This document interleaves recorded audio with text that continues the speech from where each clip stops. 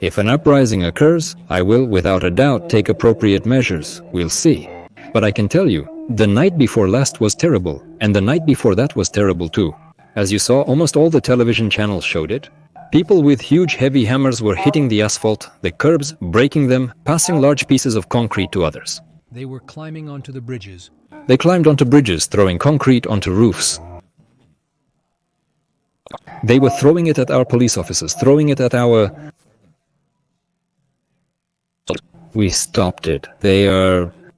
in custody. Listen, if we hadn't intervened right now, Los Angeles would be burning just like it was burning a few months ago, when dozens. Right now, Los Angeles would be in flames, but we have brought... Order there. No one is joking there. How do you determine whether there will be an uprising or not? Just look at what's happening. I can tell you, in some areas of Los Angeles, you could easily call it an uprising. It was terrible. But these are paid rebels. These are hired provocateurs. They are being paid money.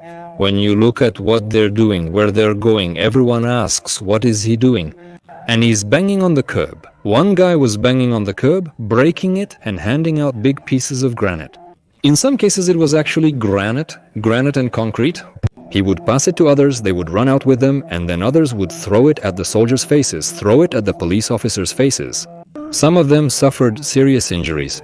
Mr. President, when was the last time you spoke with Governor Newsom? A day ago. I called him and told him we need to Work better? He's doing a poor job. This leads to many victims and could lead to even more. Deaths. If we hadn't sent the National Guard, if we hadn't provided additional help last time, Los Angeles would be burning right now. It would have been the same horror you saw in California and Los Angeles not so long ago. It would have been very bad. They had complete control. If there hadn't been National Guard troops there, and if we hadn't sent the Marines, infantry, we would have faced bad people. They look you in the face and spit right in it. They are animals, they are paid rebels, they are hired provocateurs. They are agitators. Pejota Governor Newsom called them political pawns. What role do you think the Marines play, and what are their rules of engagement? All I want is safety. Los Angeles was under siege until we got there. All I want is safety. Los Angeles was under siege until we got there. Will the National Guard remain in California? For how long? Until the threat is gone? Listen, that's common sense.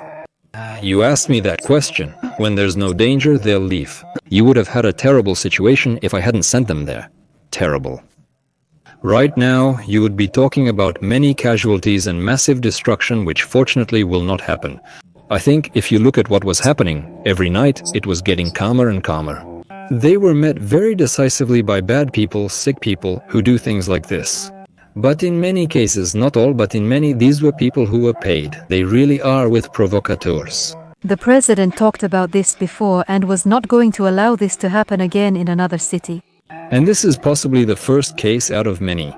If we hadn't acted tough, this would have happened all over the country. But I can tell the whole country, if they try to do this, and if they try, they will face the same or even greater force that we met them with here. As for the Marines, Newsom called them political pawns. What role do the Marines play, and what are their rules of engagement? All I want is safety. Los Angeles was under siege until we arrived. The police couldn't handle the situation. Talk to the chief of police. He said it himself on television. 3 nights ago he said, "This is more than we can handle." That's exactly what they said. About the Los Angeles police officers, I know many of them, they're good, excellent people, but they're given orders. Don't do this, don't do that. Although... In this case, they tried their best, but they couldn't contain what was happening. Everything got out of control. When we arrived, I had already been here and was following all the rules. I was waiting for the governors to say, "Enter." The National Guard? But they didn't say it. They didn't agree. They just refused. It kept happening over and over again, and it kept getting worse and worse. In Minneapolis, the city was burning for 7 days. And then I said to myself, it doesn't matter. The governor who ran for vice president is absolutely... You want to talk about incompetence? He is an incompetent person. He was elected. To be honest, I was glad about his candidacy for other reasons. But he never called in the National Guard, and in the end, we had to bring in the National Guard ourselves. But that only happened 7 days later. I decided that if this happens again, we must act faster. They don't want to do it. These are radical leftists. Usually it's the radical left, and usually these are Democrat governors. They don't want to bring in the Guard. They don't want to save lives. They don't want to protect property. They don't want to call anyone. I don't know why we brought them in late. From my point of view, way too late. But there were serious problems. As you know, 3 nights ago, there were some very tough events happening.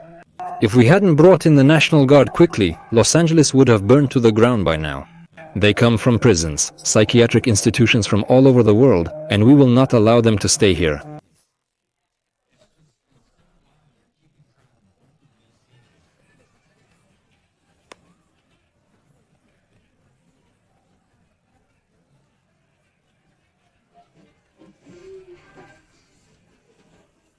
We are here not just as Californians, but as Americans, concerned about the direction our country is heading. I'll tell you this, we have laws and we must follow them. The laws we can't call the National Guard unless it's requested by the governor. These are not my words, these are the words of Donald Trump in 2020. year. Today he is doing exactly the opposite. Way. He is sending in the National Guard troops and is now mobilizing 700 active duty Marines in Los Angeles. Without the governor's consent and without the appropriate request from him or local law enforcement agencies. Chaos is the bait, and the substitution is already a constitutional crisis and a takeover. Of power. Trump Created this political distraction maneuver to divide us and divert attention from his destructive policies that are damaging our economy and hurting working families. He is not ensuring our security. He is not restoring order. He is escalating tensions, wanting to bring them to a boiling point. We all knew this day would come. It was only a matter of time. This is not leadership. This is a deliberate attempt by Trump to provoke unrest, to test the limits of executive power, and to distract from the lawlessness of his administration. Bringing in the National Guard and the Marines is a step toward escalation. Our streets are becoming a battleground, not a place for peaceful life. The militarization of neighborhoods only intensifies the atmosphere of fear and alienation. This cannot be an adequate response for California, for any other state, or for any city in our country. What this person is doing is unprecedented.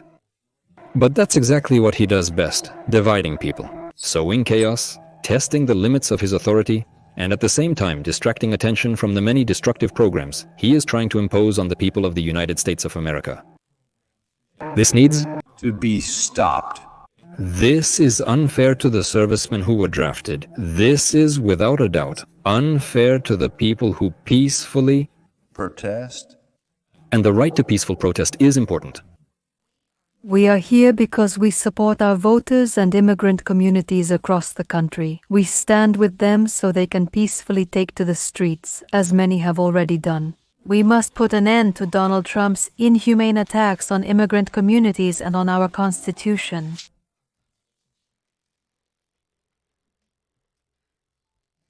It's clear with this situation. Something is wrong. Actions Are inconsistent and contradict his Own. statement made a year ago that he does not have the right to send anyone without the governor's consent. wherever it may be, It was this. a violation of the Constitution. You can't trust the president. He misleads people. He lies systematically and deliberately. His goal is to present the public with data that benefits him, to support a narrative that fuels support from Lazong's followers, and make America great again. He is trying to prove that he fulfilled his promise to deport people from the country en masse. He is deliberately sowing anger. People are alarmed by cases where families are separated, when children end up far from their mothers and fathers. We must remain vigilant because at such times provocateurs can appear, the kind we know from history, who is trying to provoke outbreaks of violence. But that's not our way. We do not resort to violence. We clearly state that our path is peaceful protest, and this right is guaranteed to us by the Constitution.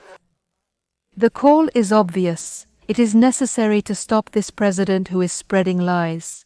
Don't let him settle in your mind. Understand what's happening with complete clarity.